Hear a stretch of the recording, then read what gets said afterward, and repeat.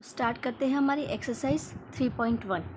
उसका फर्स्ट है, देखो आपको यहाँ पे इक्वेशन, ग्राफ तो आपको इजीली आ जाएगा, पर आपको इक्वेशन पे ही ध्यान रखना है कि कैसे बनता है। तो देखो यहाँ पे क्या है, Aftab tells his daughter 7 years ago, यानी 7 साल पहले, I was 7 times as old as you were then. Aftab अपने बेटी को कहता है कि 7 साल पहले आई वॉज 7 times ओल्ड, मैं 7 times ओल्ड था, यानी यंग था, as old as you were then, जब आप थे तब। ऑल्सो 3 years फ्रॉम नाउ, उसके बाद after 3 years I shall be 3 times as old as you will be. After 3 years, after 3 years, also 3 years from now, तो after 3 years I shall be there, I shall be 3 times as old as you will be. Represent this situation algebraically and graphically. तो यहाँ पे देखो, आपको पहले तो जिसकी हमें दी है ए, उसको हमें लेट करना है। तो let Aftab's present as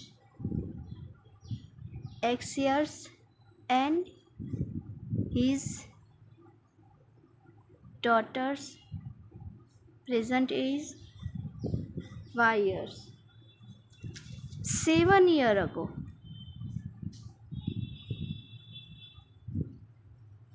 the 7 year ago यानी 7 साल पहले, तो आफ्ताब की 7 साल पहले क्या होगी, और ये उसकी बेटी की भी 7 साल पहले, इसलिए उसकी भी माइनस हो जाएगी। तो देखो 7 years ago I was 7 times as old as you, तो हमें 7 को इसके साथ मल्टीप्लिकेशन में लेना है, ये आपको ध्यान रखना है।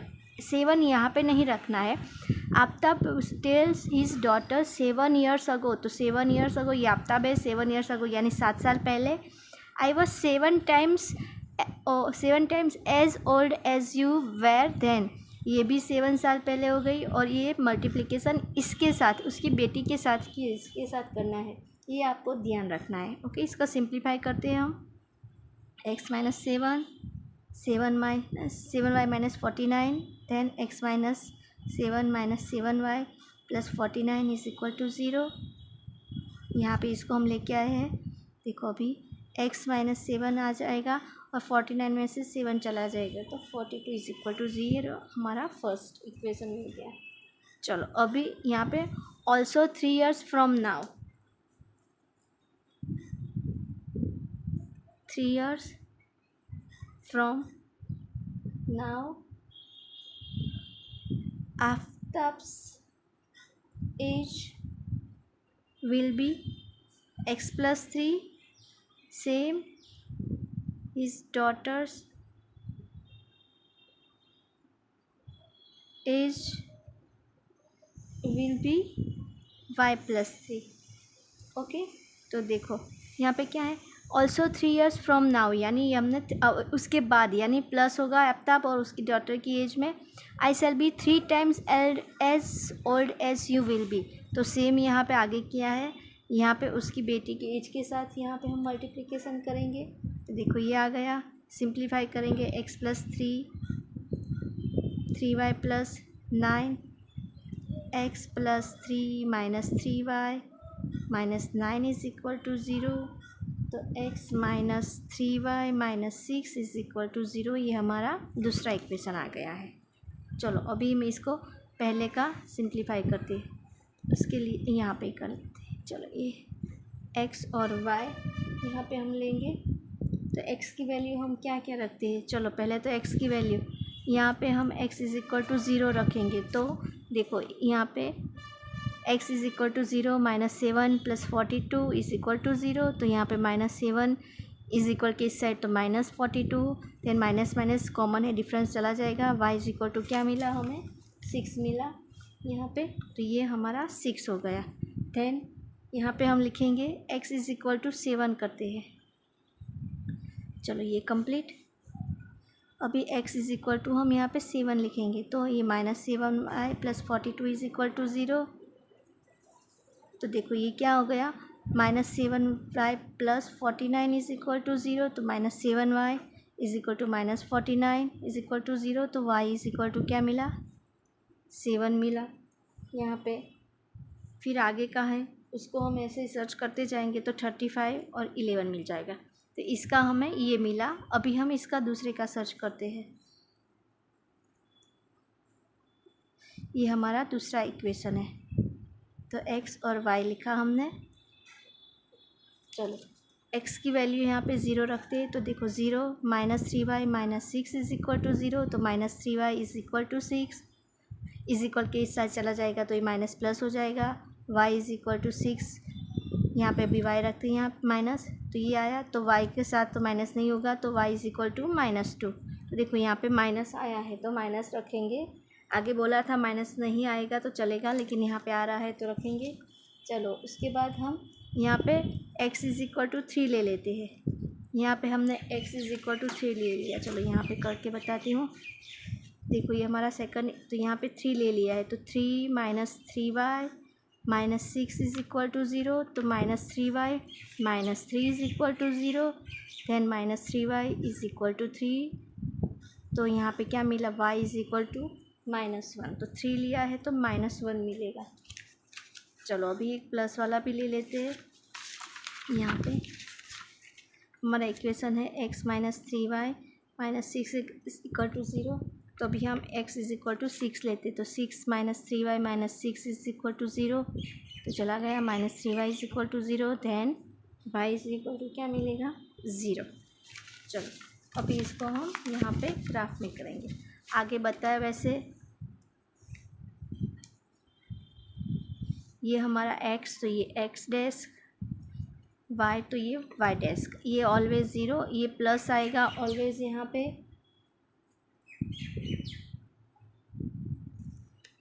देखो यहाँ पे हम जैसे रखे वैसे यहाँ पे माइनस आएगा।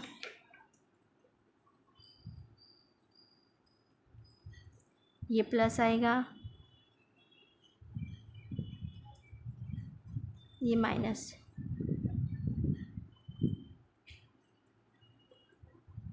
चलो पहले ये हमारा पहला इक्वेशन है 0, तो ये x का 0 और y का 6, तो ये यहाँ पे चला जाएगा।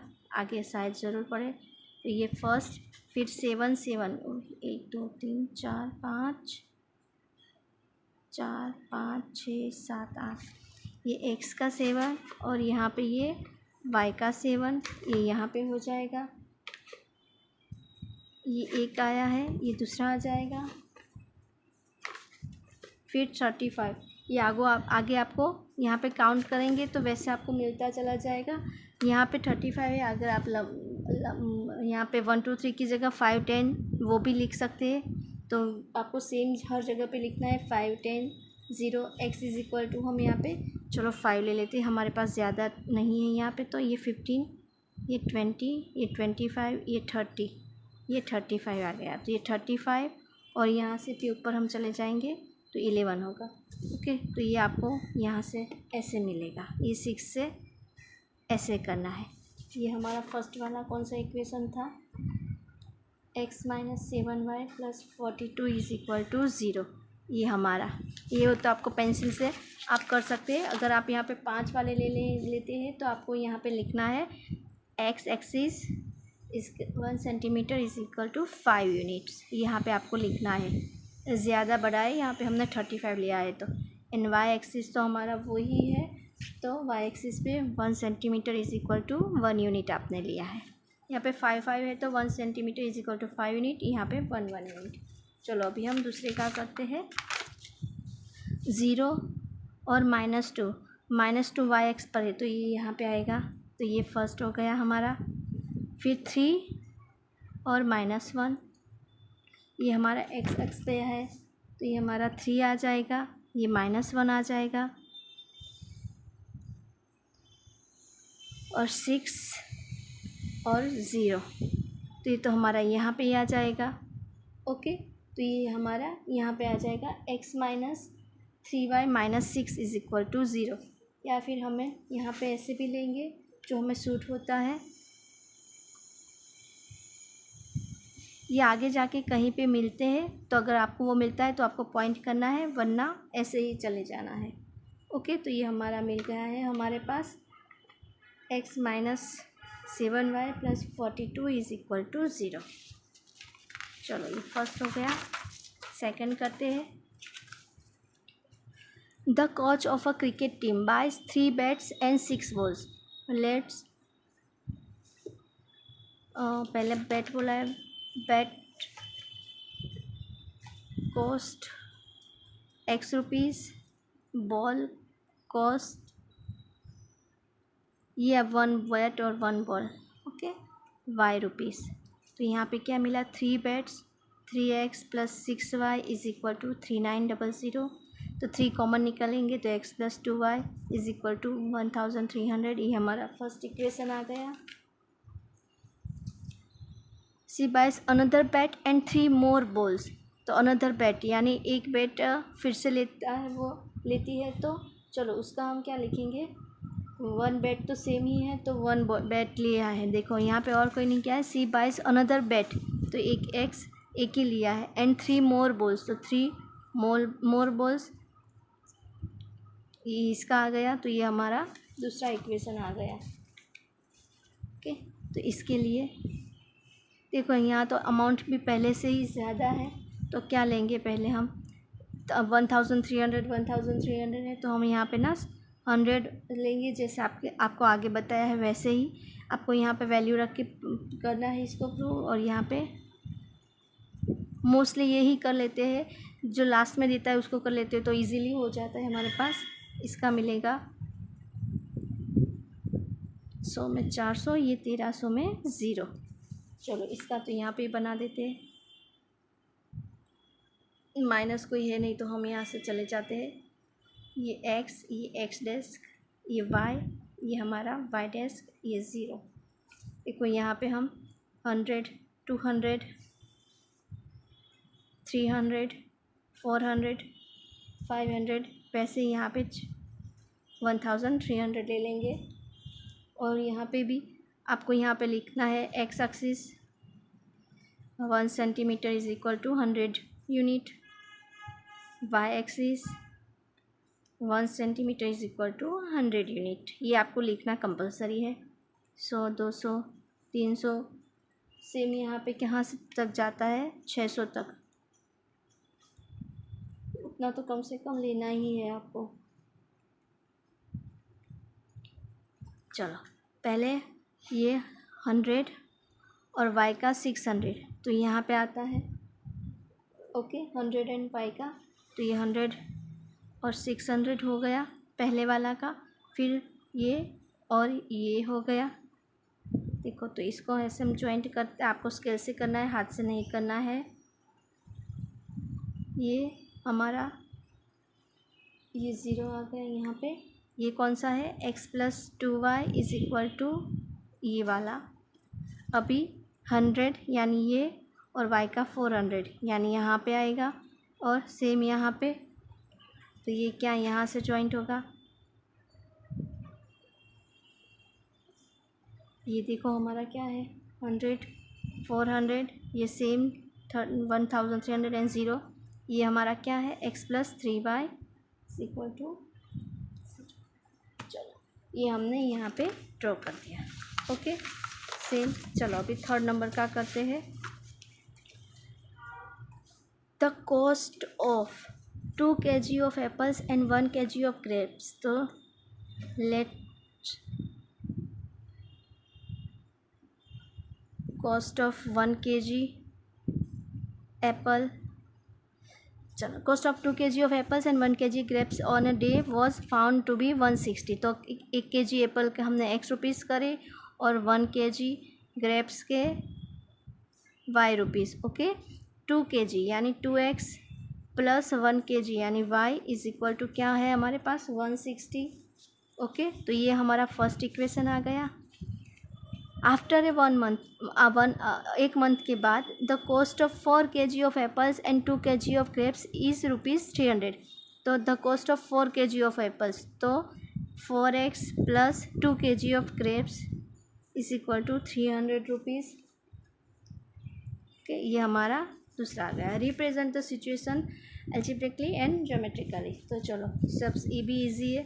यहाँ पे इसके लिए हम क्या करेंगे, ये x और y, यहाँ पे x और y, देखो x इज इक्वल टू 0 ले लेंगे, तो ये तो 0 हो गया, तो y is equal to 160 simply आ गया।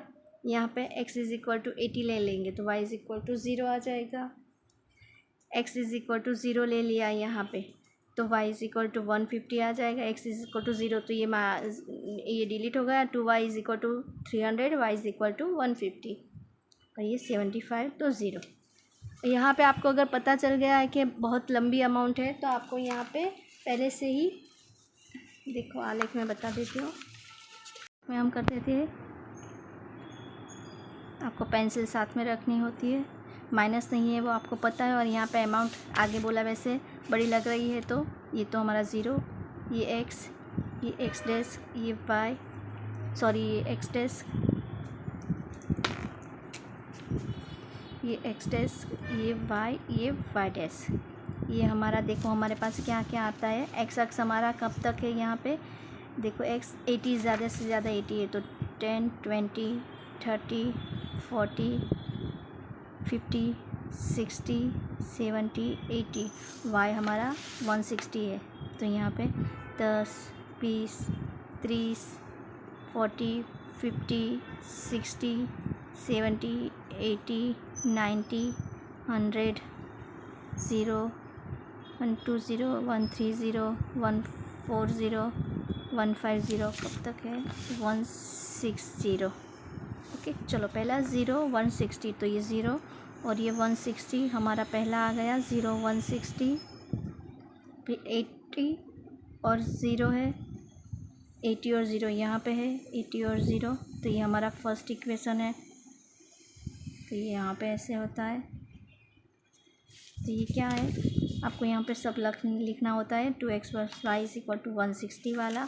सेकंड है ये 0 और 150, तो ये 0 और 150, फिर ये 75 तो यहाँ पे बीच में आएगा x और 0 तो ये फिर यहाँ से उसको ऐसे। ये वाला कौन सा है हमारे पास, देखो 4x + 2y is equal to 300। Okay यहाँ पे आपको लिखना है x axis is equal to 1 centimetre is equal to 10 units, ये आपको कंपलसरी लिखना है। y axis is equal to 1 centimetre is equal to 10 units. ये आप नोट वाली जगह पे लिखे या ग्राफ में लिखे, कोई फेर नहीं है, आप कहीं पे भी पर लिखना ज़रूरी है। ओके तो चलो यहाँ पे आपका 3.1 एक्सरसाइज कंप्लीट होता है।